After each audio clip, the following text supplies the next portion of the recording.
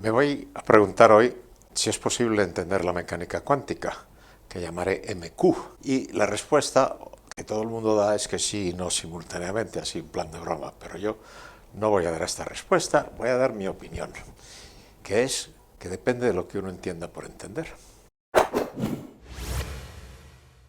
Hay centenares de libros de mecánica cuántica.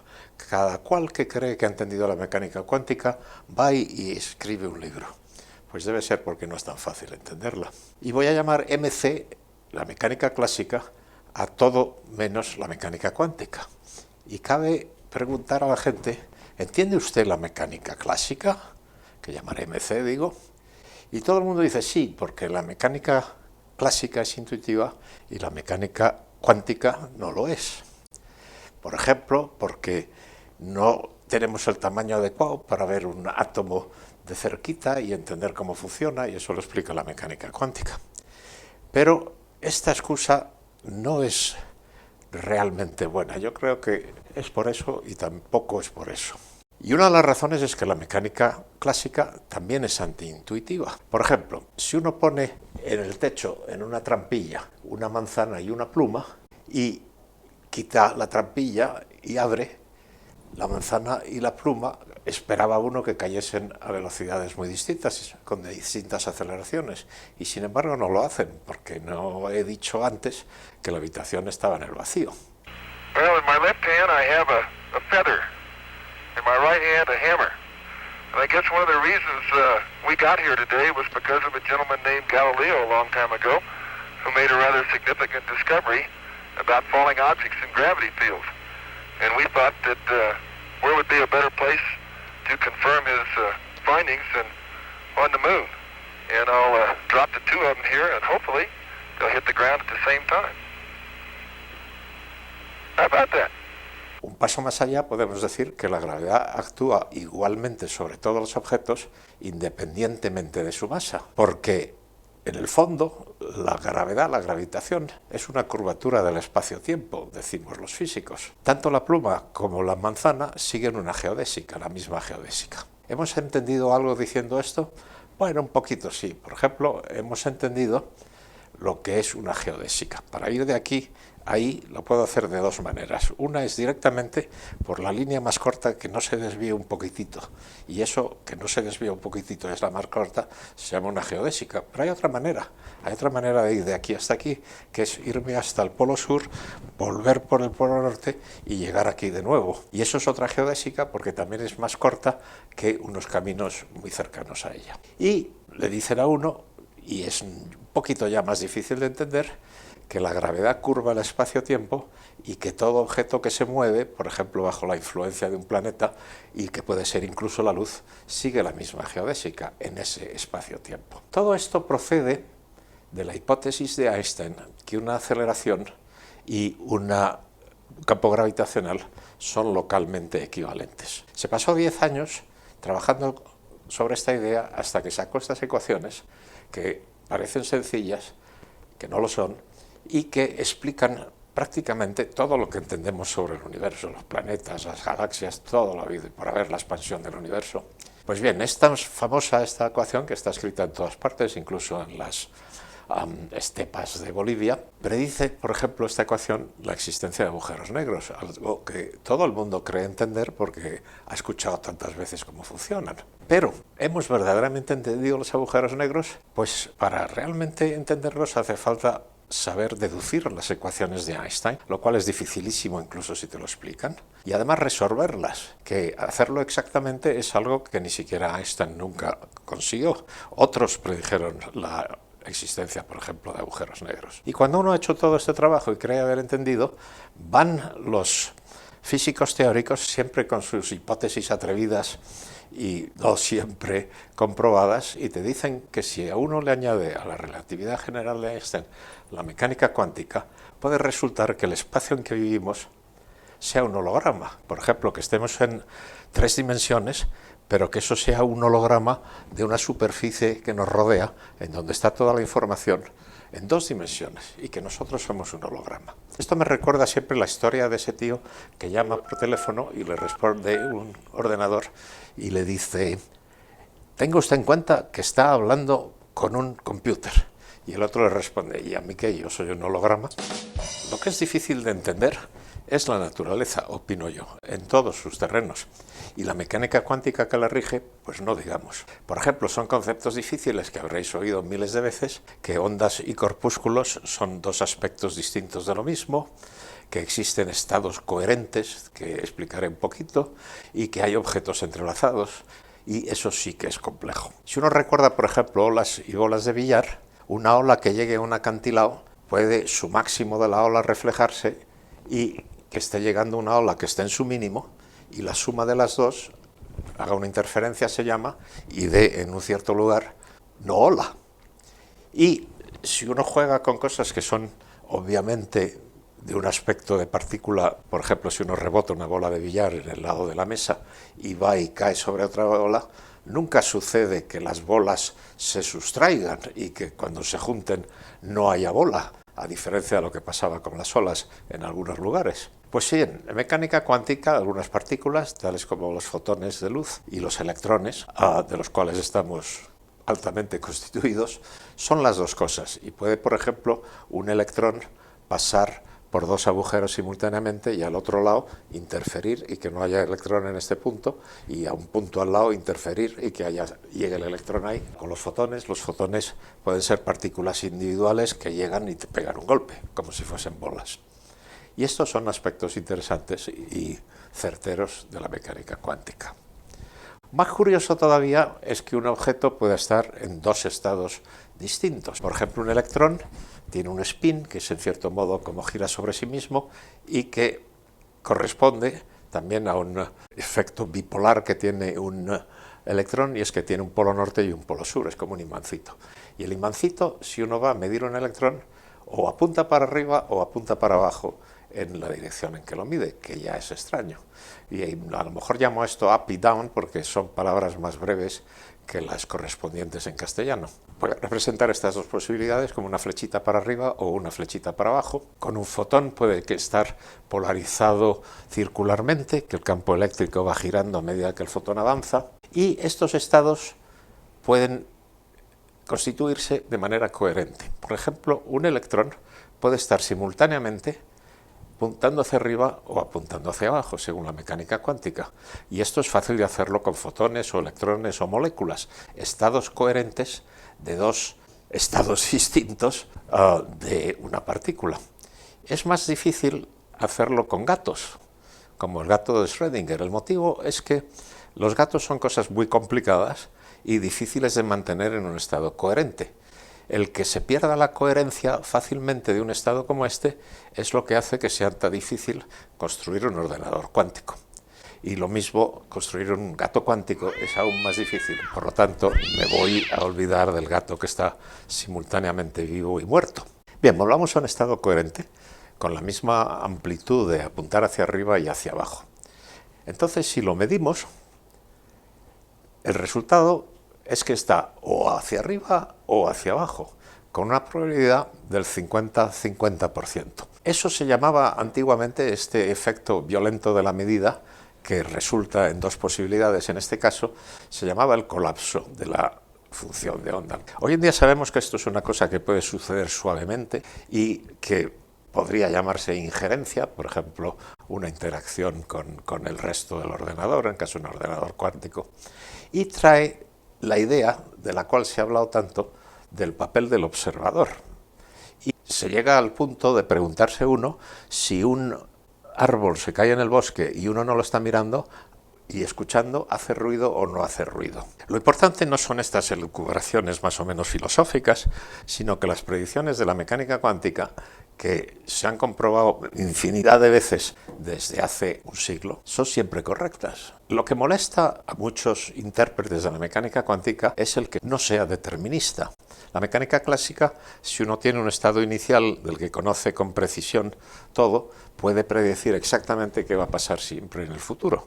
Sin embargo, la mecánica cuántica no. Y esto lleva a la gente a hablar de muchas cosas raras, por ejemplo, universos paralelos. Universos paralelos tienen que ver con lo siguiente. Si un átomo radiactivo se desintegra, uno puede predecir en media cuándo se va a desintegrar, pero no precisamente cuándo. Ese átomo radiactivo, al desintegrarse, divide el universo en dos partes. Uno en el que se acaba de desintegrar y otra parte en el que todavía no se ha desintegrado.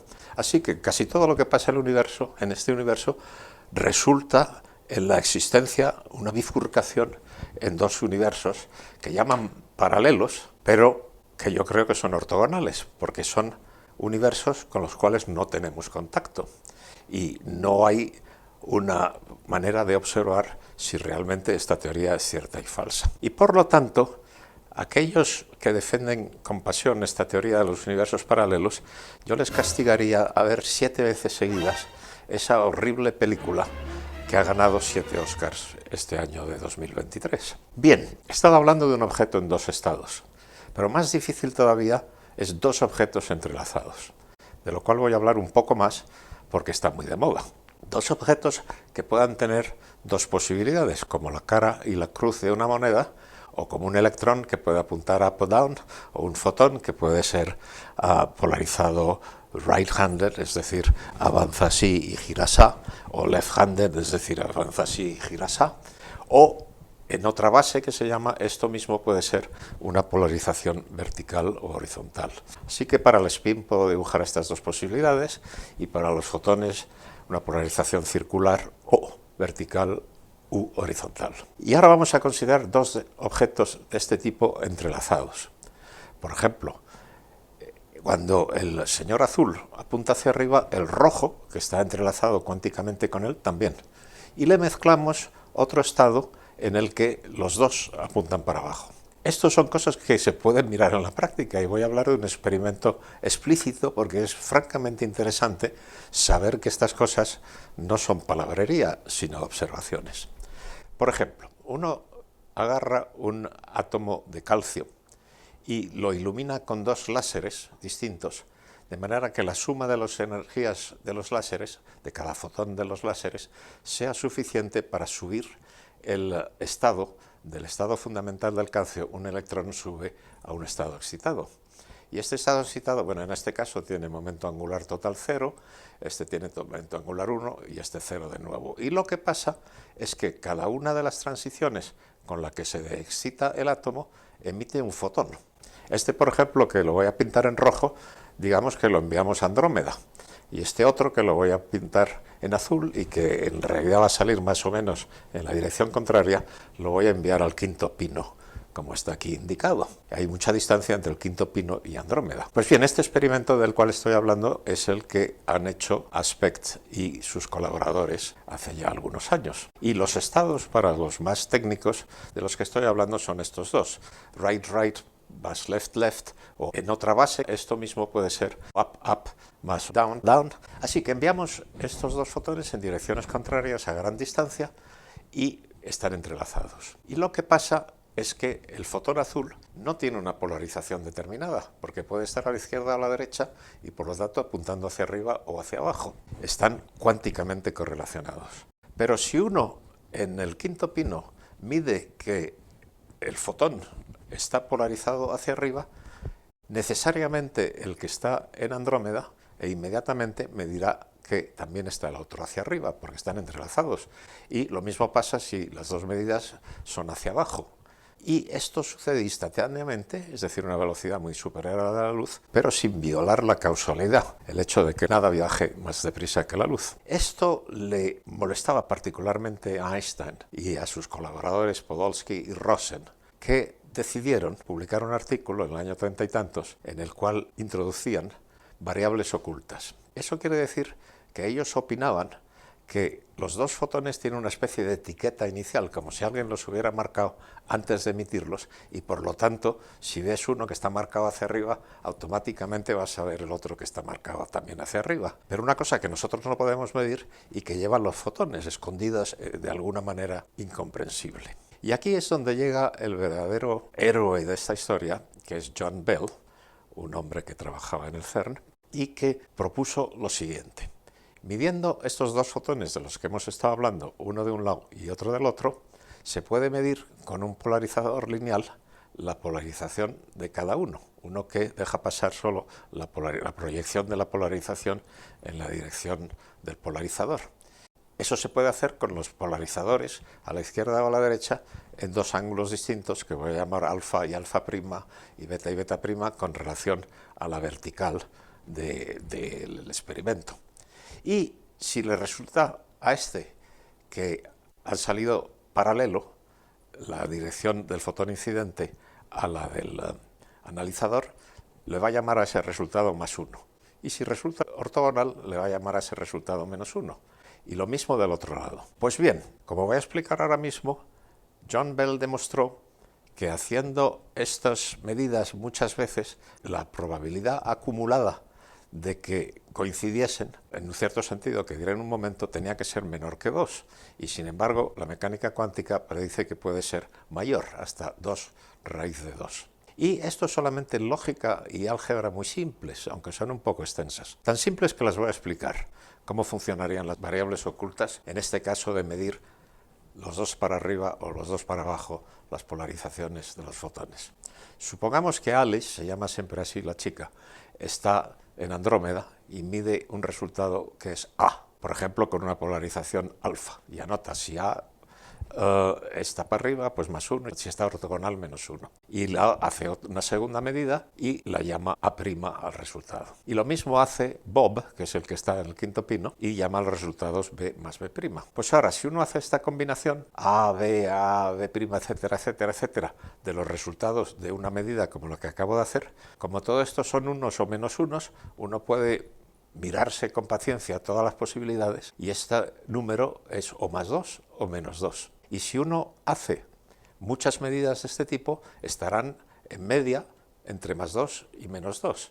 Así que el resultado total está entre +2 y -2. Y lo que Einstein defendía se llama realismo, que el resultado medido preexiste a la medición, no nace al hacer la medida, contrariamente a lo que pretende la mecánica cuántica para un estado como este, y la localidad, y es que Alice y Bob no se han telefoneado. Pues bien, la mecánica cuántica viola estos postulados de realismo local y estos son los resultados del experimento de Aspect y otros. Este es el ángulo entre los dos polarizadores de izquierda a la derecha. El resultado de las variables ocultas tiene que estar entre 2 y -2 y el resultado de la mecánica cuántica, que no voy a explicar porque requiere 2 pasos más de álgebra, es el medido. La teoría es la curva y las medidas a 2 desviaciones estándar son los puntitos sobre la curva. De manera que los datos excluyen claramente realismo local, la teoría de las variables ocultas es falsa y Einstein una vez más se coló. Uno se pregunta qué diría Einstein al ver este resultado y yo lo que creo es que Bell se reiría bastante y le diría, bueno, mi corbata es todavía más especial que la tuya. Este es el más fecundo error de Einstein y Podolsky y Rosen porque nos permitió avanzar en la comprensión del universo de una manera espectacular, por la cual este año de 2022, estamos en el 23, Aspect, Clauser y Zeilinger obtuvieron el premio Nobel por haber hecho este tipo de medidas y demostrar que la mecánica cuántica, una vez más, es cierta. Tanto cierta y tan extraño es este resultado que lo voy a discutir un poquito más. Hemos enviado estos dos fotones muy lejos uno del otro y han llegado. Pues bien, si uno está hacia arriba, el otro también tiene que estar hacia arriba. Y esto quiere decir que a pesar de la enorme distancia a la que están, son un único objeto. Esto es muy difícil de tragárselo, pero es la realidad. Y quiere decir que el universo no es localmente real, como pretendían Einstein, Podolsky y Rosen. Y los experimentos se hacen a distancias tales que si la distancia en tiempo entre las dos medidas es delta t, pues la luz a la velocidad c no puede haber llegado desde una hasta otra, sino desde cerquita, pero no desde uno hasta otra. Esto, como todo, sugiere a los teóricos conjeturas que siempre van más adelante de la realidad por ahora medida, y la conjetura que tiene que ver con esto es muy interesante. Pretende que en realidad estos dos puntos, Andrómeda y el quinto pino, son dos partes del universo que parecen estar muy lejos, pero que están conectadas por un agujero de gusano. Los agujeros de gusano los inventaron Einstein y Rosen el mismo año, y por eso esta teoría se llama Einstein y Rosen igual a Einstein-Podolsky-Rosen, y pretende, para entender este resultado tan sorprendente, que el universo puede tener agujeros de gusano entre dos puntos que están muy cercanos a través del agujero de gusano, pero muy lejanos si damos una vuelta normal en el universo, que sería esta mano plegada que pongo aquí. También se llama que la mecánica cuántica es igual a la relatividad general. En lugar de ser incompatible con la relatividad general, pues resulta, según estas hipótesis, que no discuto más porque son solo hipótesis, que la mecánica cuántica y la relatividad general, en lugar de estar en desacuerdo, son la misma cosa. Mi opinión sobre todo esto, que es solo una opinión, es que la realidad siempre fue antiintuitiva. Por ejemplo, ¿qué es más obvio que el hecho de que el Sol gira alrededor de la Tierra, cosa que vemos todos los días que hace bueno, es decir, todos los días en Madrid, por ejemplo? Resulta que eso es exactamente el contrario de la realidad, que es la Tierra la que gira alrededor del Sol, una teoría mucho más convincente. Pero en fin, ir por delante de las teorías aceptadas hasta un cierto momento puede ser peligroso. En este caso, por ejemplo, uno se exponía al fuego de la Inquisición. Pues bien, yo creo que en realidad no se trata de entender, porque entender es una cosa variable y puede ser mejor o peor lo que uno entiende, sino en aceptar las cosas tal cual son. Porque las leyes de la naturaleza son como las lentejas. Es decir, si quieres las tomas y si no las dejas y allá tú.